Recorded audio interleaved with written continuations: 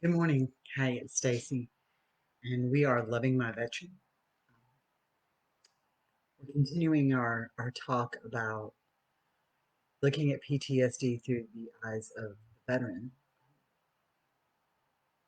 So I'm just kind of settling in here and having my cup of coffee and letting everybody kind of get on board. I will say I have to thank the people who have been so behind this project and in what we've been able to do as far as reaching veterans and their spouses and their family and how amazing it has been in this journey.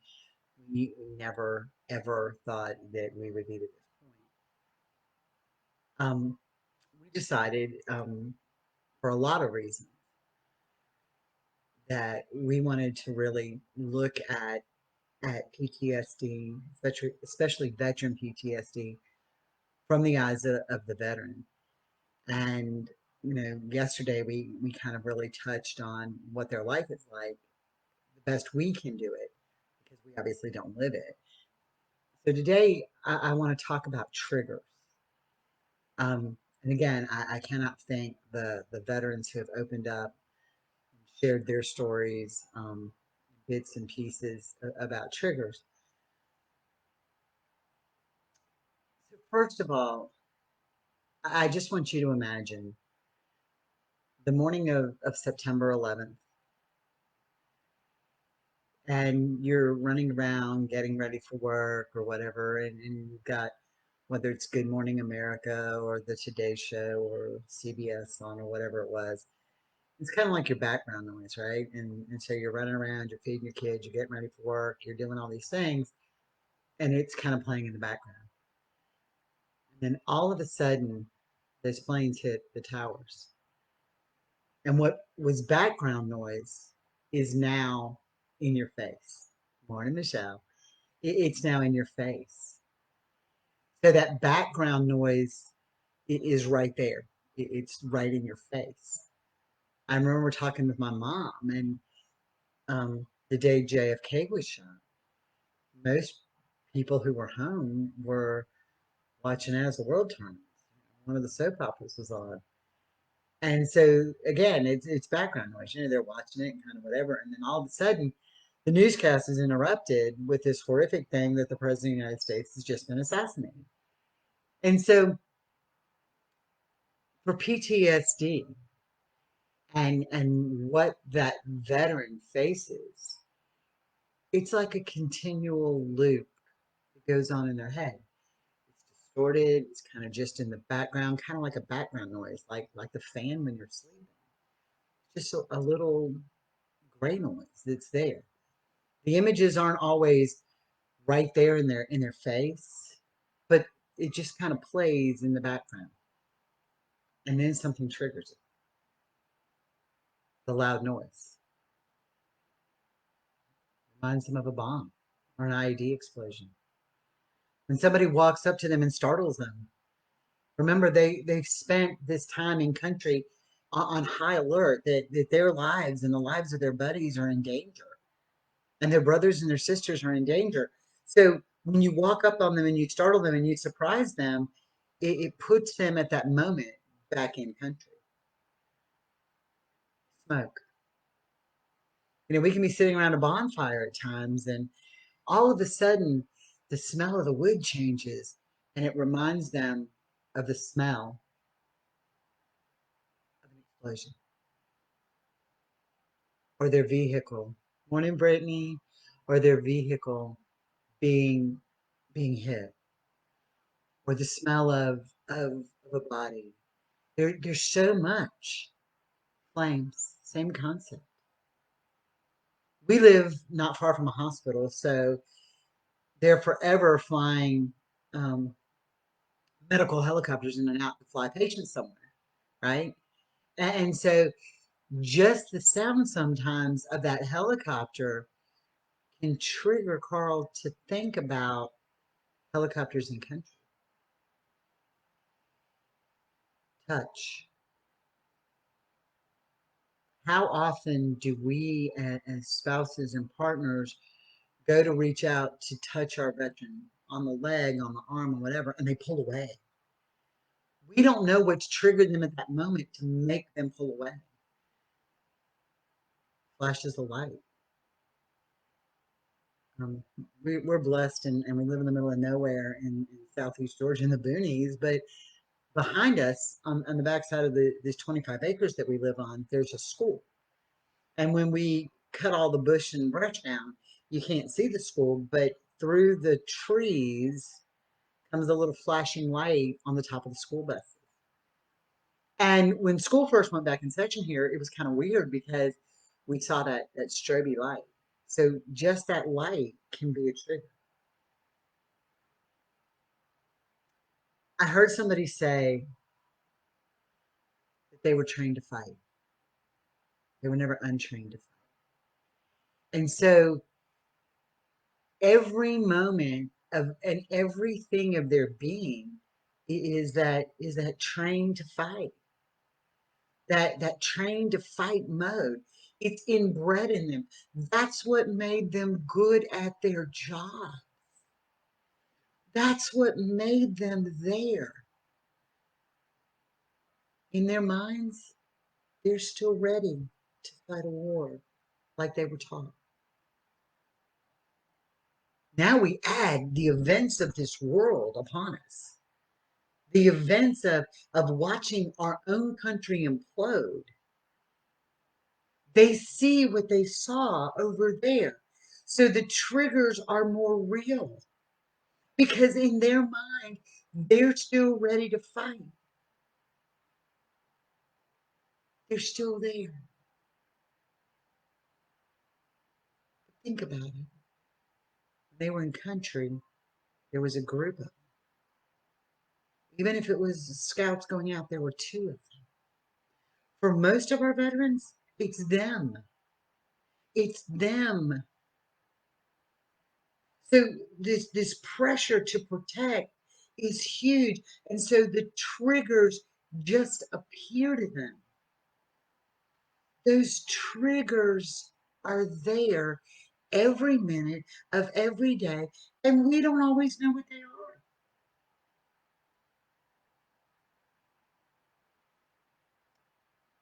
These veterans want peace.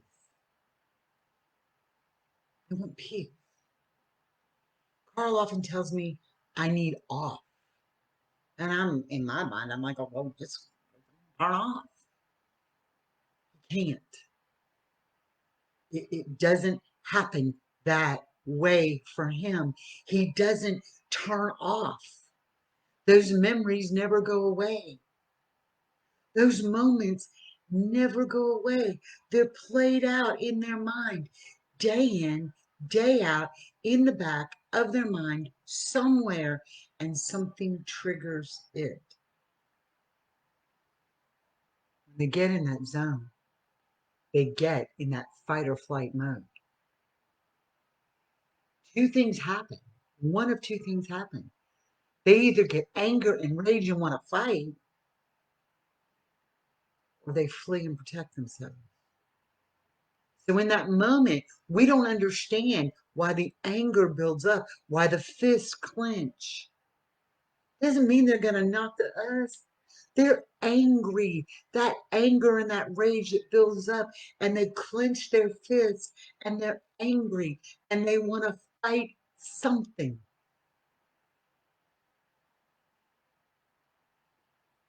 Or they flee because they know their anger and their rage is there. They don't want to hurt us. So whether they physically flee or whether they go to a place in their head, in their mind, that is separate from where we are, that is the flight. And why we don't understand it, because it's not perpetually playing in our minds. We don't have that inbred into our head, that 24/7. Remember yesterday we talked about some of these guys that were in country for 9 months, a year, 18 months. It was their life in the time they were there. From the day they signed that little paper and they went to basic training, they were taught that from moment one. Moment one. They didn't have time to think. They didn't have time to let other thoughts come into their head. It's what they were at. This goes with them every moment of every single day. You know, it's interesting when you talk to spouses and partners and they don't understand these moments. And one of the biggest things that I hear is there's lack of intimacy.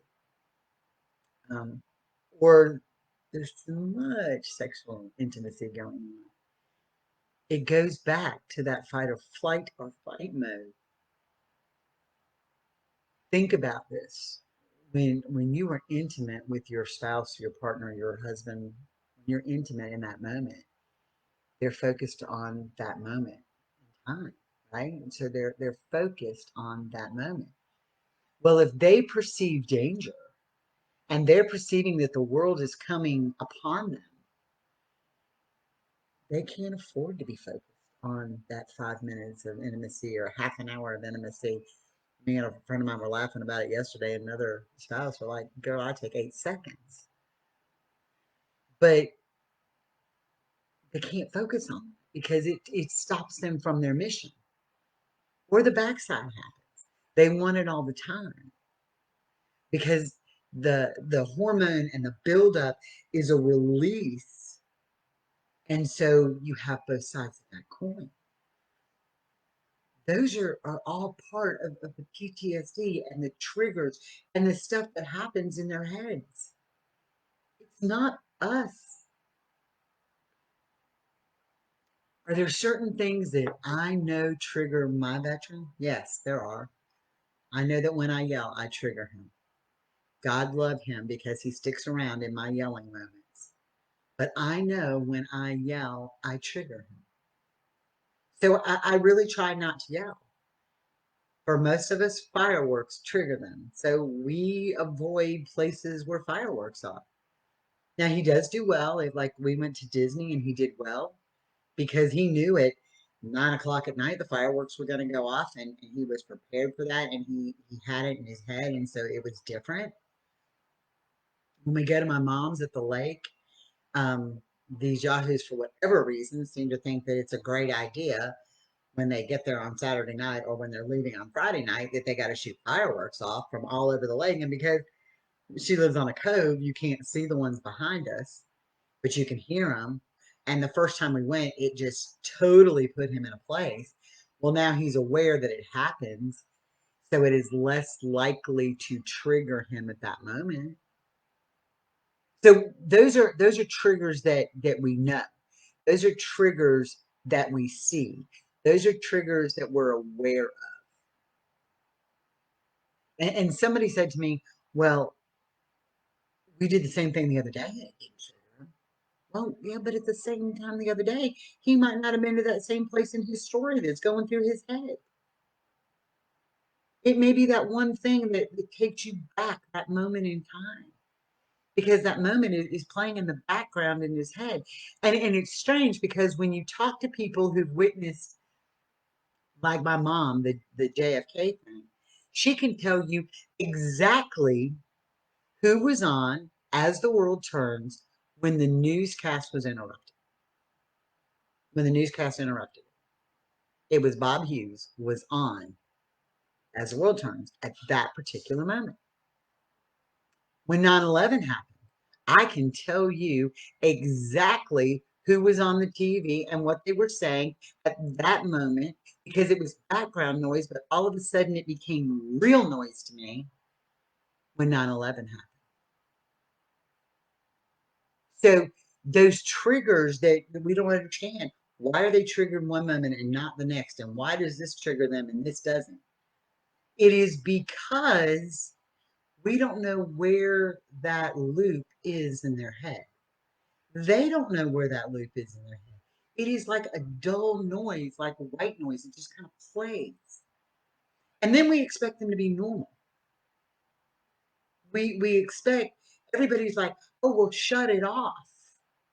You got the power to shut it off.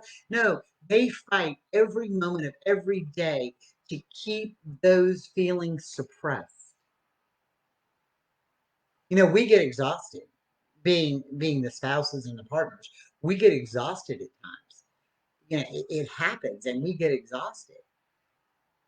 But imagine it 24/7 in the back of your head all the time, and you having to push down and push back and keep that out of your mind and keep that push back so you can function, so you can enjoy the good moments, so you can enjoy the happy times. How do you do that when the happy times are going on and this loop is playing muted in the back of your head? And you know that if you don't choose willingly to push it back, it's going to come up. So, yeah, they're exhausted. Yeah, they're mentally not always there because we are not in their heads. Again, I don't make excuses for bad behavior. There are times that we are like normal people, and there's bad behavior that happens. And there's bad behavior that happens on my part and his part. It happens. But we aren't living in that constant memory in our head. I've been a paramedic for 20 years. I have seen my fair share of stuff. I don't have that constant loop playing in my head. I have moments that appear in my head. I remember a wreck that we went to, and I think I've shared this before, that the only thing I remember vividly about the wreck, the man had died, was it was raining, and I looked down and I watched the water drip off of his gold wedding ring, hit it and puddle. Okay, so there are certain moments when it rains, and I watch rainwater hit something, and it gives me that exact same puddling look. It takes me back to that moment, but it doesn't play in my head every minute of every day. And for them, it does. It's in a quiet place, pushed way back in their head. They're white noise, if you want to call it. Why can't why can't they sleep? They can't sleep. Yeah, I'm looking at some of Brittany's comments. Trash bags on the side of the road is another trigger. Um, it's something that they get to. They never train them how to come home. They never do that. They've programmed our guys to be this way, but they never unprogram them. Michelle's husband Damon said the same thing. It's like a computer. You program them to do a certain thing, and then you leave them, and they're not on program. And the problem becomes that we're not living in that life. They don't have the skills to cope with some of this stuff. And then they're expected to trust a system that failed them to begin with in their mind. And again, I am not bashing the VA in any way, size, shape, or form. But what I am saying is that the quantity of people that are need help are funneling into an itty bitty funnel, so we're not getting the quality. And I read a post yesterday that just totally blew me away. This veteran, who has TRICARE, by the way, was having chest pain and shortness of breath and pain down his left arm and sweating. And he went to the VA ER. And because they had just gone in the area, he had his TRICARE card. He was not in their system. So they sent him back out to the lobby to do the paperwork so they could do a financial evaluation to see what he was going to have to pay and if he was going to be covered. And they didn't treat the stuff, and he got up and he left. Triggers. that is another massive trigger. These guys got put out, patted on the back, have a nice life. We've trained you to be this way. We've brought all this crap into your head. We've brought all this stuff into your life. Have a nice life. You don't matter. Go on with yourself. And then they go to the one place that they're supposed to get help and they say, well, until you're in our system, we can't treat you. So you know what he did? He went home. His wife tried to tell him, baby, a regular ER will treat you and they will bill this. And he said, no, because I went to a regular ER for something else and TRICARE didn't approve it and I had to pay it out of pocket. Triggers. Those events trigger them. I talked to a wife yesterday and you want to talk about triggers to the veteran. They chose to go to counseling together. And so she was talking about the things that bothered her and that how sometimes she gets emotional and she's crying and she's having a breakdown because she feels overwhelmed. And he, because of what's going on, the same stuff that was triggering her, obviously, made he was triggered and he was uptight and he was in a place, right? And she became uptight because he was in a place and she's dealing with that. And she, excuse me, she's having a breakdown, a melting moment, not a true breakdown, but a melting moment. And she's crying and she just wants to be held by her spouse because that's important to her, right? And so the therapist says to him, what kind of a man are you if you can't hug your wife? Really? Really? He was triggered. When you understand the inner workings of their brain, and anybody who has PTSD's brain, when you comprehend the inner workings, you got to not take it personally. And like Brittany said, she's struggling not to take it personally sometimes. It is tough. It's tough not to take it personally. It's hard. It's hard to,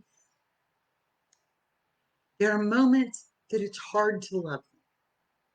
Do I love mine? Absolutely. Every inch of my being, I love him. And I went from taking it personally, it has turned from being something personal to me, that he was personally attacking me, to rage. I have my own sense of rage. I am so mad that they did this, that the events did this, that my veteran was trained to be the best he could be, and I'm proud of him for it. But nobody undid it. Nobody undid it. And I am pissed.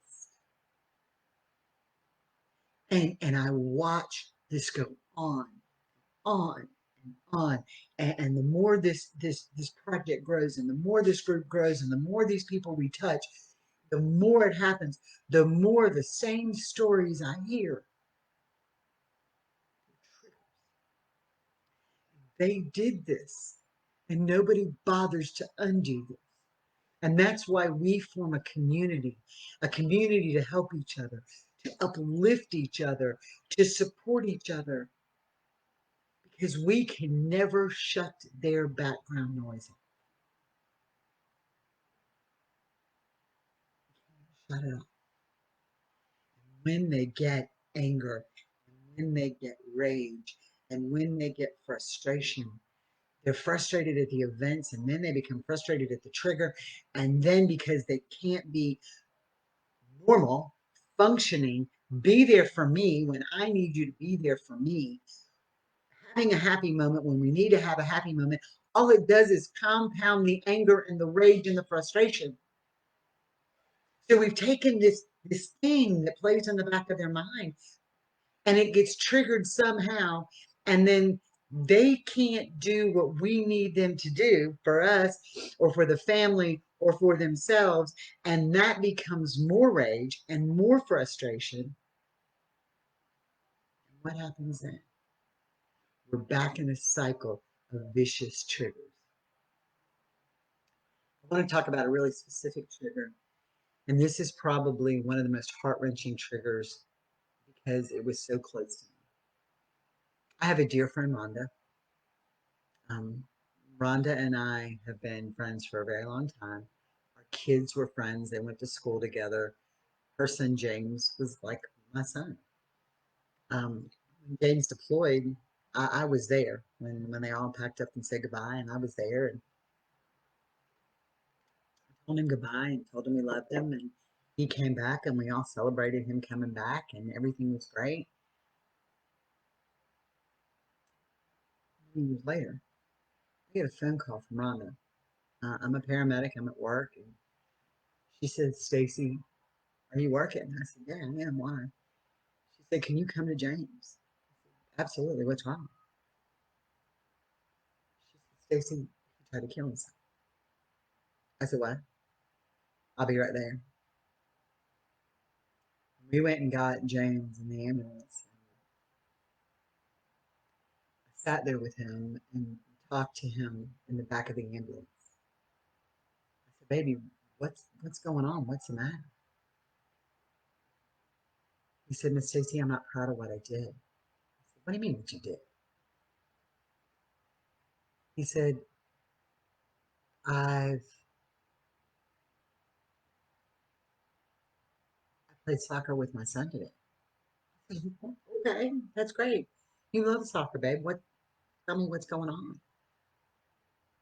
He said, "When I started playing soccer with my son, it took me back to a place where when we were in country, we played soccer with the local kids.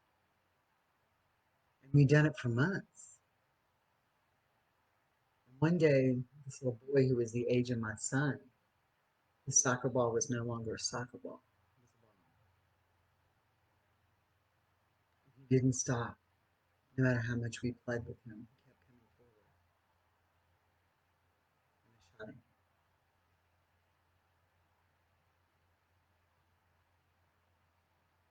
Playing a simple game of soccer with his son became his trigger that almost put James over the edge. A simple game put him over the edge. Nobody took this kid. He was 18, 19 years old when he signed up. And nobody taught him how to deal with that. Nobody taught him how to undo what he did. James has a medal for saving the guys' lives that he saved. But in James's mind, I'm sorry, in James's mind, that medal reminds him that he took away somebody's son, that he took away somebody's brother. That's what that medal reminds him of. And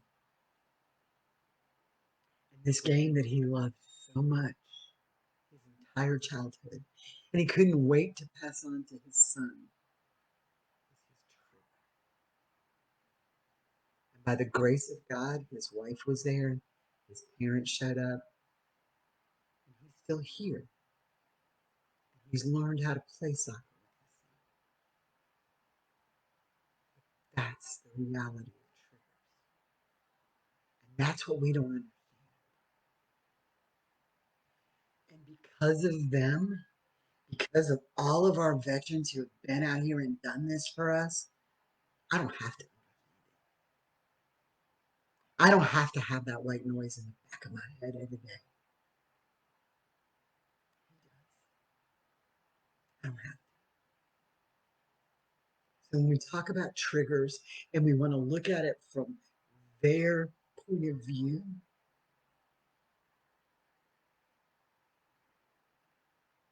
it happens. And it's real.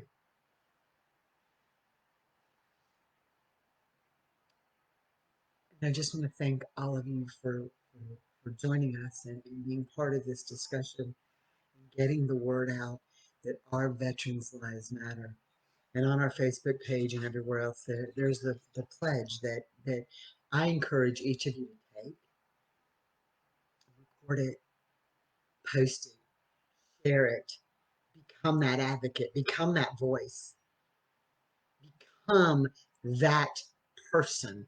I am my veteran's person, and I'd be damned if anybody is going to do this to him again. So I promise to stand by my veteran. I promise to be his voice and the voice of other veterans when they can't be. I promise to be his advocate. I promise to educate myself and others about PTSD. I promise to be there for other caregivers when they need a shoulder to lean on. I promise to stand up for this country that fought for that my veteran fought for. And I promise that my veteran will never be a number. He has a name. My veteran is Carl, and I love him with everything in me. And we are loving my veteran. And we love you. And we love your veteran. And we love this country. And together we're going to form a community that is going to make a difference. Y'all have a great day. We got a lot more to put out on Facebook, but this is not the place right now. This will be posted to our YouTube channel, to our Facebook page, obviously, to our groups. Thank you.